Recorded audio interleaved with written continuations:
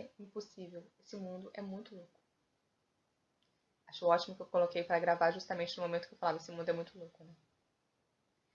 Aí fica ótimo. Não surta, Ana. Não surta. Respira fundo. Não surta. Não dá. Pensa o seguinte, a gente ainda tem que voltar, tá? A gente ainda tem que voltar para a escola. A gente ainda tem muita coisa para fazer. A gente vai ter que voltar e fazer o relaxamento. A gente vai ter que fazer sarau. A gente vai ter que fazer projeto gentileza. A gente vai ter que fazer projeto não é frescura. Por favor, a gente tem muita coisa para fazer ainda, então a gente vai voltar e dar conta de tudo. Sarau, sarau, tema, pandemia. E passar um ano fora do país. Menina, fora do país tá louco também. Não dá nem pra fugir pra outro lugar, não. Eu posto o tema segunda-feira. Toda segunda-feira eu posto o tema. Tá? Dá nem pra fugir pra outro país, gente. Nem isso a gente não tá. Tá melhor que aqui. Lá fora acabou com a gente. Ah, sei lá. Sei lá. Pois bem, gente, vamos voltar aqui pra gramática. Eles só não aceitam a gente. É verdade. É verdade, eu não tô querendo aceitar mesmo, não. Nem fugir a gente consegue mais. Meninos, mas bem, eu do Antônio, eu dei os recados em relação à redação e em relação à gramática, a gente vai fazer uma avaliação semana que vem. Tá certo? Sosseguem aí no chat agora, ninguém foge. Ninguém fugindo nem pelo mar. Não, vocês vão construir canoa com garrafa PET? Não. Tá. Sosseguem aí. Vamos começar aqui. Para isso, vocês têm muita criatividade. Olha, a gente vai fazer uma avaliação, uma coisa bem objetiva. Prestem atenção. Quando eu comecei a falar de concordância para vocês, eu falei que é o tipo de erro, o desvio gramatical dos mais comuns no Enem, né? É concordância e acentuação gráfica. Então, a gente vai resolvendo os problemas cada um de uma vez, né? A gente vai trabalhar agora com concordância. Estamos ainda nos casos gerais, óbvio, é língua portuguesa, né, gente? Tem caso geral e tem trocentos casos específicos, né? Tem uma regra e trocentas exceções, a gente já sabe que é assim. Mas a gente está nos casos gerais. Os casos gerais têm a ver com o quê? Prestem atenção. Quando a gente trabalha com gramática, a gente trabalha com estrutura de oração. A estrutura da oração é o que faz a língua. Por exemplo, a estrutura da língua portuguesa é a estrutura SVO. Já passei para vocês em alguns momentos isso, falando de análise sintática. É por isso que quando você trabalha com análise sintática, você fica ali, sujeito, predicado. Dentro do predicado, o verbo e o complemento do verbo. Pensa, é essa estrutura, SVO. Colocando aí. O que significa SVO? Sujeito, verbo, objeto. O que significa isso? Significa que a língua portuguesa se estrutura desta maneira. Eu preciso ter todos esses elementos? Não. Às vezes eu não escrevo sujeito, mas a estruturação da frase fica assim. Por exemplo, alguém chega para mim e fala bem assim, Fabrícia, você vai aceitar o meu texto? Eu te respondo só um vou. Vou. Uma palavra, um verbo. Mas o que está subentendido aí? Eu, sujeito, o S, eu vou, o verbo, a aceitar o seu texto. O complemento, que no caso vai ser uma oração completando o verbo. Então, mesmo que eu não fale todos os elementos, eu estruturo o meu raciocínio nesses elementos todos, com esses elementos todos. E aí, entender isso ajuda a organizar as informações, porque eu sei, por exemplo, o verbo concorda com o sujeito. A gente estava estudando o verbo, a gente viu. O verbo é primeira, segunda ou terceira pessoa singular ou plural. Então, quando eu chego em concordância verbal, caso geral de concordância é o quê? É o básico. Concordar o verbo com o sujeito a que ele se refere. Muito simples de início. Muito simples, por isso que é caso geral. Vou repetir. Regra geral de concordância.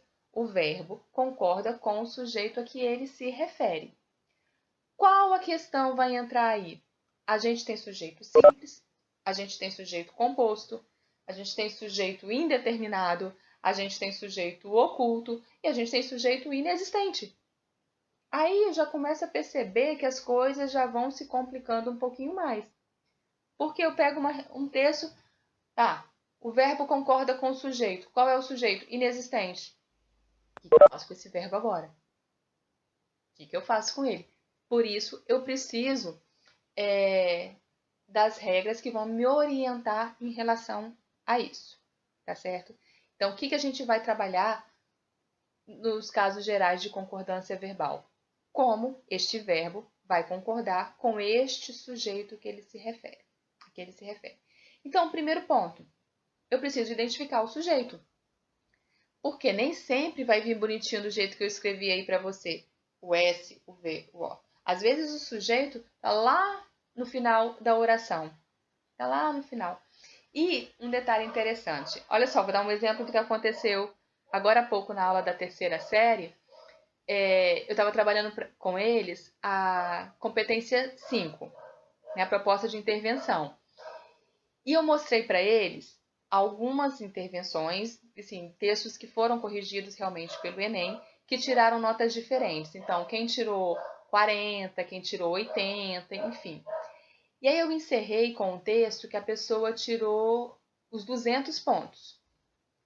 E na proposta de intervenção, havia um erro de concordância verbal. Um verbo que deveria estar no singular estava no plural. Mesmo assim, a pessoa tirou os 200 na proposta de intervenção? Ali sim. Mas ela perdeu ponto lá na competência 1, que trata de gramática. E imagina, olha só. Parece uma coisa muito óbvia e muito fácil. O verbo concordar com o sujeito. Aí a pessoa tira 200 na proposta de intervenção, que é algo difícil de fazer, né? É muito trabalhoso fazer proposta de intervenção. E erra uma coisinha boba. Erra um detalhe. Erra porque não prestou atenção em quem era o sujeito. E aí é justamente por isso que concordância é um dos erros, um dos desvios gramaticais mais comuns na redação do Enem. Não pela dificuldade da regra, mas pela falta de atenção nos detalhes, em perceber quem é o sujeito, de quem é que eu estou falando. Isso é um exercício de interpretação, é interpretação de texto, eu identificar o sujeito. Por isso, o exercício aqui que a gente começou, esse da fila anda, a gente trabalhou na aula anterior. É por isso que ele começa com interpretação de texto dessa coisa bem simplesinha mesmo. A fila anda. De quem é que eu estou falando? O que eu estou falando dele, né? Essa coisa bem simples mesmo. Para eu identificar o básico, ok? E vamos seguindo. Vocês podem acompanhar aí na apostila de vocês. Repito, página 28 para quem chegou depois, página 28. Ou pode acompanhar aqui na tela. Olha essa questão. Questão da FUVEST. Eu sempre falo para vocês a respeito das questões da FUVEST. São questões que fazem refletir bastante. Um detalhe interessante a respeito de como as questões se estruturam, né, nos vestibulares ou no Enem. A Unicamp divulgou que o vestibular dela, a partir do próximo ano, vai ser um vestibular menos conteudista e mais de interpretação de texto. Então, a gente já começa a pensar, a Unicamp tem um vestibular forte e grande, a gente já começa a pensar o quanto isso pode ser uma tendência, viu? Nas próximas nos próximos vestibulares, nas próximas provas aí, cada vez menos conteudista, que já é o caso do Enem, né? Veja só, estão vendo o cartazinho aí? Antiguinho. Identificaram que a imagem aí é uma impressão digital? E no meio da impressão digital tem um rosto de uma pessoa. E vem com a frase: descubra quem é e o que pensa o morador de São Paulo. Descubra quem é e o que pensa o morador de São Paulo. Letra A, questão 19. Na composição do anúncio, qual é a relação de sentido entre a imagem e o trecho quem é e o que pensam, que faz parte da mensagem verbal? Bom, a gente tem que a impressão digital é individual, certo? É individual. Então, quem é e o que pensa, cada um. A identidade, exatamente, Fernanda, a identidade. Não é uma publicidade para falar assim, vamos entender o todo. Não, a gente vai na identidade, no morador, no que cada um pensa. Se isso é provável ou não, se isso é possível ou não, já é outra história, tá, gente? Vamos analisar o que o texto está falando. Então, o morador de São Paulo, na sua identidade, e não na imagem criada sobre ele, no estereótipo criado sobre ele, não. Mas, como a Fernanda falou, na sua identidade. Como que ele representou essa identidade? Pela impressão digital.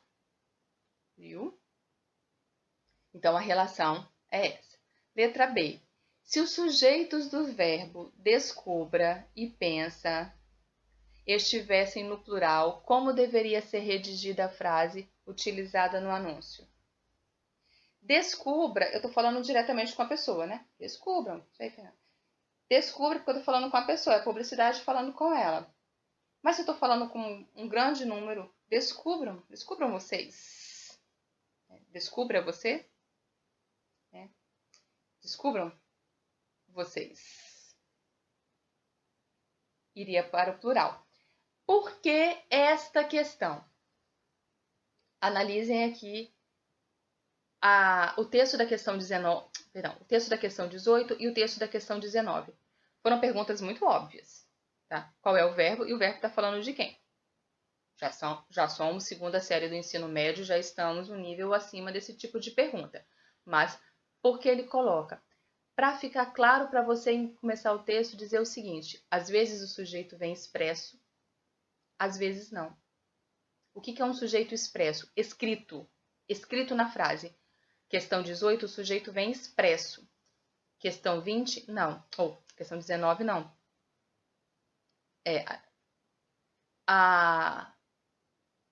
Tá, no caso ali, se eu estou falando do sujeito verbal mesmo, sujeito do verbo, né? E aí ele quer mostrar o seguinte: o verbo vai concordar com esse sujeito verbal, sujeito do verbo, ele vai concordar independente do sujeito estar escrito ou não. E aí a questão da dificuldade. Se o sujeito não está escrito, se ele está oculto ou se ele está distante do verbo, a pessoa erra a concordância. Entendeu? É isso que a questão quer trabalhar implicitamente você ficar atento para isso. Ok? E aí a gente vai começar então, bom, como é que eu vou concordar então? Quais são os tipos de sujeito que existem? Tem sujeito simples, composto, oculto, indeterminado e inexistente. Vou ter que ver a concordância para cada um deles. Sujeito, vamos começar com o mais básico deles. Sujeito simples e sujeito composto. Lembram como é isso? Sujeito simples, um núcleo. Repara, não é a quantidade de pessoas, viu? Eu posso falar assim, nós todos, vamos fazer uma festa. Mentira, mas vamos. Sujeito, nós, é uma pessoa só? Não. É um grupo de pessoas, mas representado por um vocábulo. Então, a relação é essa, não é a quantidade de pessoas. Então, nós é um sujeito simples. Eu, e, você, sujeito composto. Certo? Então, vamos aqui aos enunciados. Página 28, concordância com sujeito simples e sujeito composto. Enunciado 1. Curitiba inaugura o único Red Rock Café do Brasil. Estou falando de quem? Curitiba. Vai ficar o quê? Verbo no singular. Curitiba inaugura. Simples, básico. Enunciado 2. Moradores do bairro Arizona inauguram igreja de Santa Paulina. Qual é o sujeito dessa frase? Moradores do bairro Arizona. Se eu peço para identificar o sujeito, é tudo isso. Moradores do bairro Arizona. Mas eu estou falando do bairro? Não, eu estou falando dos moradores. Núcleo do sujeito, moradores. Plural. Moradores inauguram. Plural. Enunciado 3. Em Santiago, Chile e Equador inauguram a Copa América. Qual é o sujeito? Santiago? Não. Santiago é o lugar. Eu estou falando do Chile e Equador. Chile e Equador. 2 elementos. Então, eles inauguram. Repare, então, esses 3 elementos aqui, é o que acontece. Enunciado 1. Sujeito simples. Um núcleo, Curitiba. Um núcleo no singular. Verbo no singular. Enunciado 2. Um núcleo, porque moradores. Um núcleo mais verbo, mais esse núcleo no plural. Moradores inauguram. Enunciado 3. 2 núcleos. Chile e Equador inauguram. Letra A. Nos 3 enunciados foi usado o mesmo verbo. Inaugura. Mas flexionado de formas diferentes. O que motivou a diferença? O núcleo do sujeito. O que motivou a diferença? Sujeito no singular, sujeito no plural. Certo? Alguém discorda?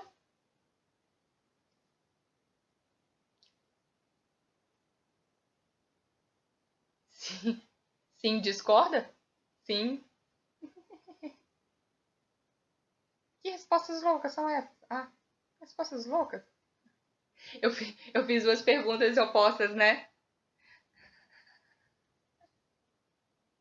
Não, é que eu fiz perguntas opostas. Aí um respondeu uma coisa, outro respondeu outra e ficou assim. Mas, Fabrício, aqui eu que ouvi errado. Você deve ter falado. Vocês discordam, aí eu ouvi vocês concordam, foi mal. Ah, eu pensei que você estava respondendo quando eu falei certo. Porque eu falei certo, alguém discorda? Certo, a resposta é sim. Alguém discorda, a Ah, resposta é não, tá. né? É, Olha, confusão. mas eu concordo.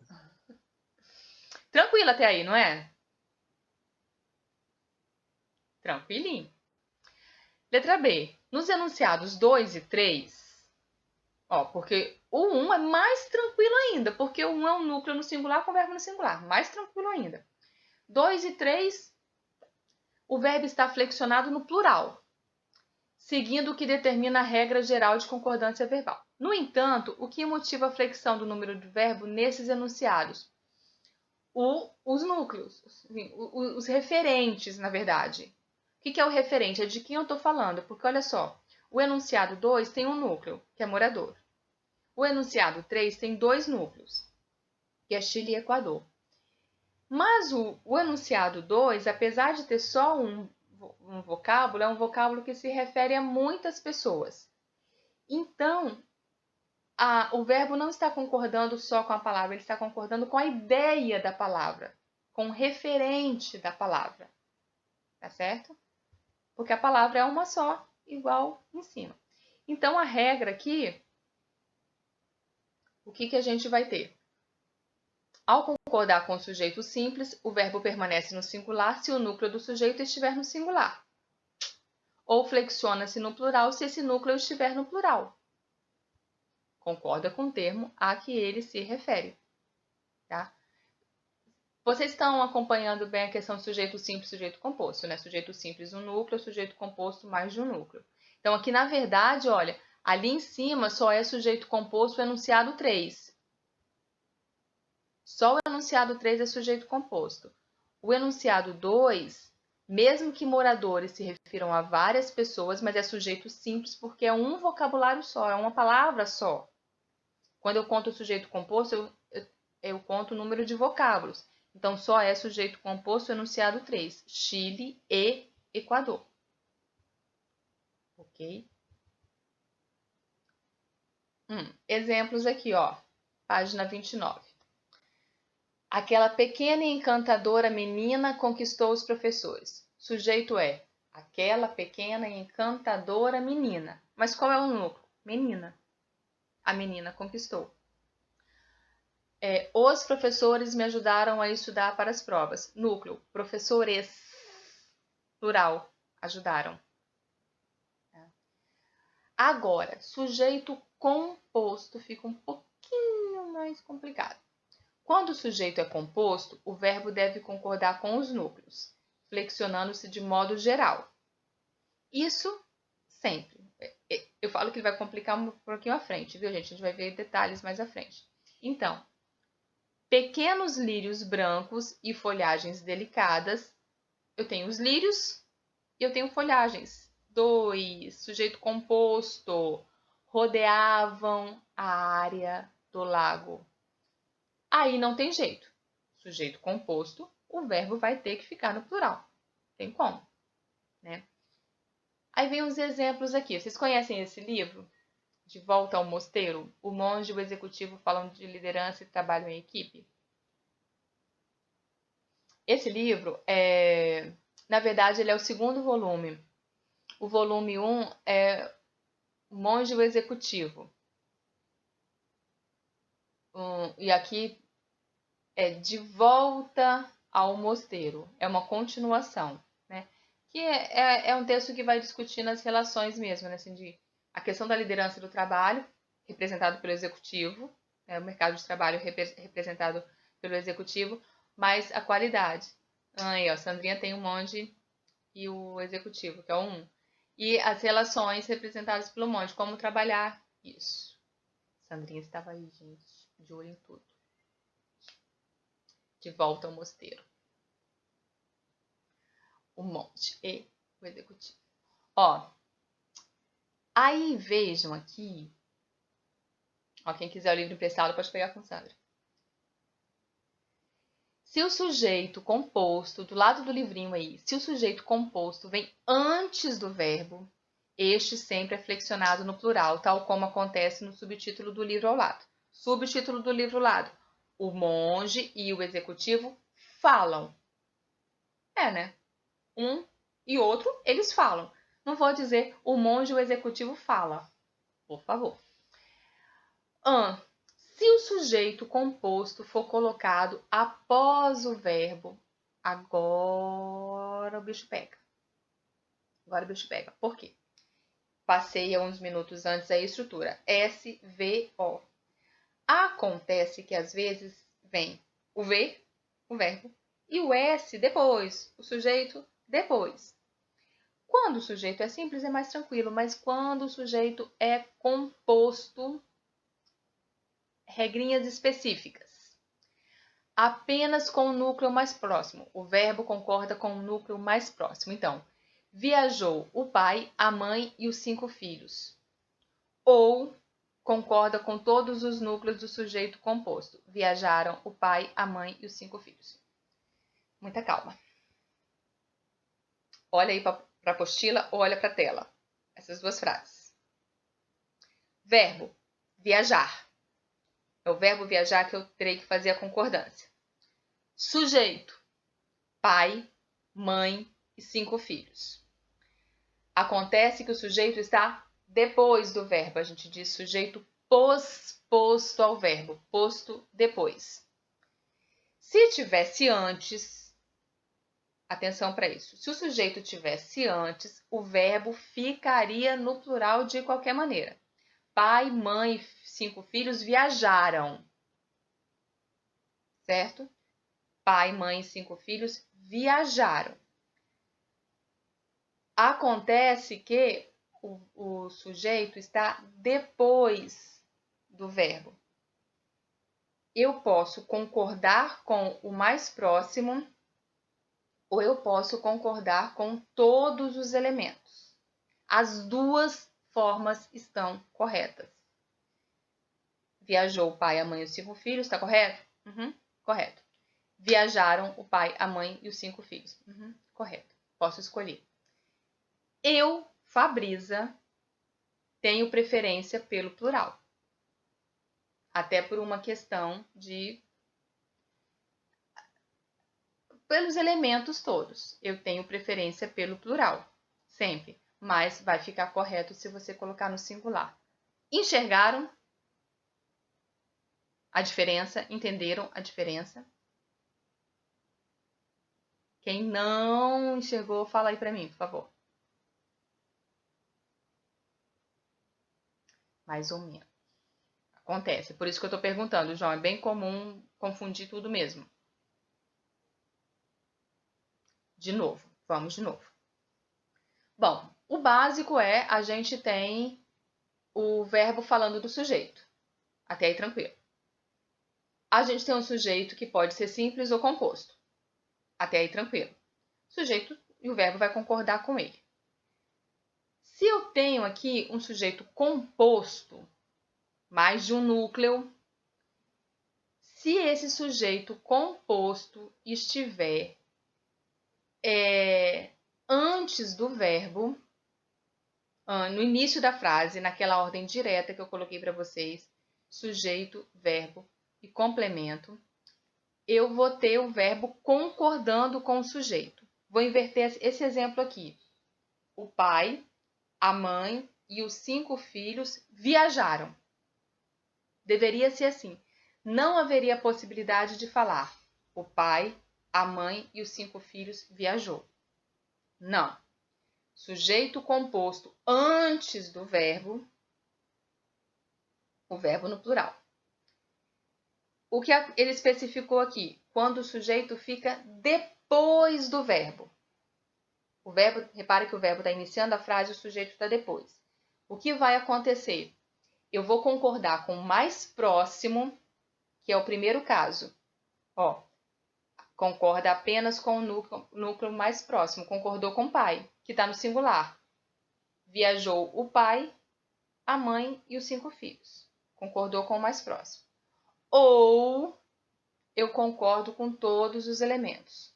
Viajaram o pai, a mãe e os 5 filhos. Só isso mesmo, João. Só no caso do sujeito composto, exatamente. E veja também que é no caso do sujeito composto, dependendo da ordem. Porque olha só, por acaso ele citou assim, pai, mãe e 5 filhos. Mas se ele tivesse colocado filhos antes, de qualquer jeito ia ficar no plural, concorda? Se fosse 5 filhos na frente. Viajaram os 5 filhos, o pai e a mãe. Aí não teria jeito, porque concorda com o mais próximo. O mais próximo está no plural também. Entendeu? Então, é como eu falei para vocês. A regra diz o seguinte: sujeito composto, depois do verbo, eu concordo com o mais próximo ou eu concordo com todos os elementos. Na escrita, eu vou sempre recomendar para vocês que concordem com todos os elementos. Tá? É mais lógico, é mais fácil para o interlocutor perceber quais são os seus elementos, fica mais prático. Então, eu recomendo isso para vocês. Mas é o caso da gente entender que se eu encontro isso, eu vou ter que aceitar e perceber, né? Olha, não vou falar, não vou, a pessoa não está fazendo a concordância. Não, ela está fazendo.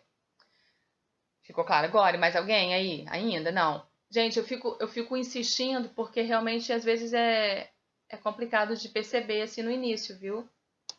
Vocês vão ver que vai passar desapercebido. Os primeiros exercícios, essas coisas vão passar desapercebidas. Tá? Então fala mesmo, não fica com vergonha, não. Aí, olha. Questão 21. Assinale a frase correta quanto à concordância verbal. Ela já tá marcado aí. A letra B está correta, mas vamos ver se vocês identificam um erro nas outras. Tá? Questão 21 é a letra B, ele pede para marcar correta. B está correta. que tem de errado na letra A? Passou pela minha cabeça as estradas de terra, as viagens de barco pelos rios do Pará, as entrevistas com as pessoas humildes, as histórias de vida, verdadeiras lições que não aprende na escola. Exatamente, deveria ser passaram pela minha cabeça. Olha, ó que louco, gente. Depois da palavra cabeça, tudo é sujeito. Tudo é sujeito dessa frase é as estradas de terra, as viagens de barco pelo Rio do Pará, as entrevistas com as pessoas humildes, as histórias de vida. Tudo isso é sujeito. Sujeito composto. Tá depois do verbo. A gente acabou de ver que ele concorda com o mais próximo ou com tudo. Então, ou ficaria passaram, porque concordaria com todos os elementos, ou ficariam passaram porque o termo mais próximo está no plural. O termo mais próximo são as estradas. Então, não tinha jeito, tinha que ficar no plural. E olha como esse é o tipo de concordância que as pessoas erram na redação. Coloca o verbo no início da frase. A nossa tendência com o verbo é sempre colocar no singular. A gente, brasileiro, então, não é muito de fazer concordância. E aí a gente coloca o sujeito depois e não percebe. Esse desvio linguístico aqui da letra A é um desvio linguístico muito comum na redação. Letra C. Peço que seja mandado para mim o mais breve possível as informações que combinamos. As informações sejam mandadas e as afiadas. Peço que sejam... importante aqui, que vocês colocaram de frente. Quando eu faço concordância, olha só. Tem que ser no plural e são as informações. Então, é mandadas. Eu tenho que olhar esses dois casos. Eu peço que sejam mandadas as informações. Concordância é tudo isso. Letra D. Gostaria também que fosse marcado nas plantas encaminhadas os espaços que foram inventariados pelo patrimônio da União.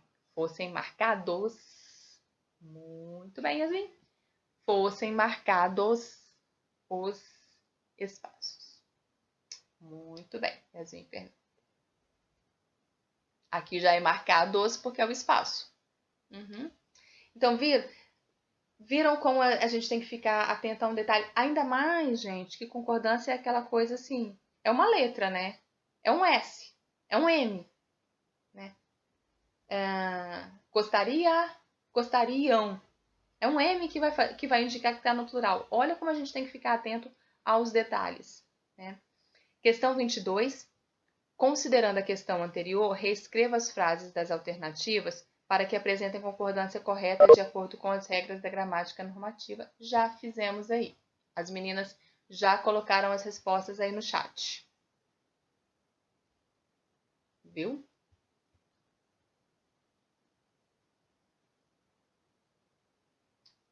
Já é a questão. Vou passar aqui o texto, a gente já vai ter pouco tempo, então não vai dar tempo de ler o texto, não. Vou passar aqui a resposta para vocês.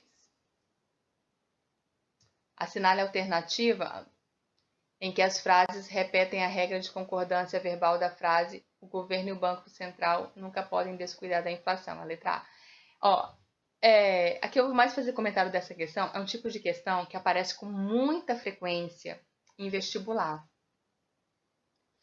Não é nem um pouco menos, é mais no vestibular e prova do IFES também costuma acontecer isso. Eles vão fazer assim, vão te dar uma frase no enunciado e vão falar para você marcar a alternativa que segue a mesma lógica de concordância no enunciado. Aí você vai ter que perceber lá no enunciado, ele está falando de que é sujeito simples, é sujeito composto, como é que ele tá... Você vai ter que interpretar a frase do enunciado, perceber por que teve a concordância no enunciado e depois repetir.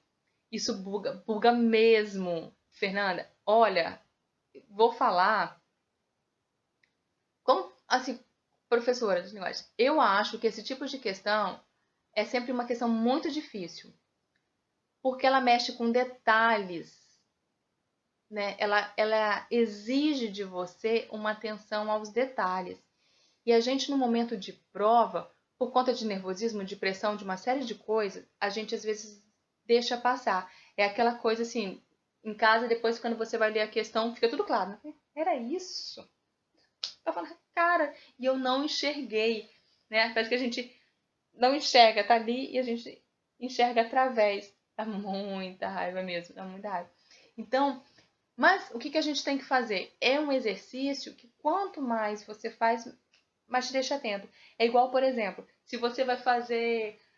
Sabe aquelas coisas que circulam na internet assim? Ah, acha o gato no meio da imagem. Vocês já fizeram isso? Ache o elefante no meio do... Ache a imagem oculta, a mensagem subliminar no meio da coisa. Gente, esse tipo de exercício é bem interessante. São umas brincadeiras que são bem interessantes, que despertam em você a percepção. São bem interessantes para desenvolver o enxergar tudo, o enxergar detalhes. E questão como essa é assim, é de você olhar assim, tenho que achar o gato escondido nessa frase. Tenho que achar o plural que está faltando aqui. E tem um detalhe ainda mais louco. Aqui, por exemplo, é uma questão que vai falar de concordância. Eu sei que eu vou analisar. Pode mandar, João, adoro essas coisas. Eu vou analisar só concordância. E quando vem aquele tipo que é assim, tá a gramática toda misturada. Identifique o desvio linguístico. Aí pode ser regência, concordância, pontuação. A cabeça pira. Pira. Aí é parar, concentrar nos detalhes. Achar o gato escondido. Pessoinhas, olha que show isso aqui. Esse quadrinho, usem esse quadrinho. Estudem esse quadrinho. A gente vai fazer... Nada, casa é muito legal, Fernanda, você vai ver. Vai adorar.